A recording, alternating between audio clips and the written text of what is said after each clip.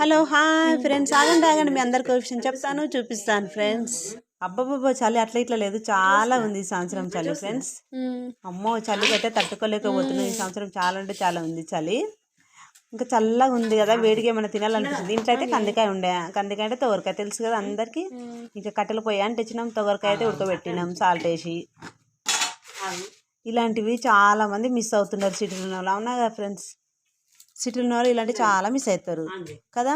అందుకోసమే మేమైతే ఇక పల్లెటూరులో మనం ఎందుకు మిస్ అవ్వాలి, మనమైతే తినాలి కదా. అందుకోసమే వేడి వేడి తొగరకాయ అయితే రెడీ, మేమైతే ఉడకబెట్టేసినాం. చాలా మంది తెలుసా లేదా ఫ్రెండ్స్, ఈ తొగరకాయ ఉంటుంది అదే కందికాయ పచ్చిది, దాన్ని ఒలిచి ఇత్తులతోని కూర వండుకుంటాం, చాలా బాగుంటుంది. చాలా మంది వండుకుంటారు, మేము కూడా వండుకుంటాం ప్రతి సంవత్సరం. ఇంకా సీజన్ అయిపోతుంది కదా, అందుకోసమే ఇప్పుడైతే తీసుకొచ్చుకున్నాం. వేడి వేడి తొగరకాయ అయితే రెడీ, ఉడకబెట్టినాం.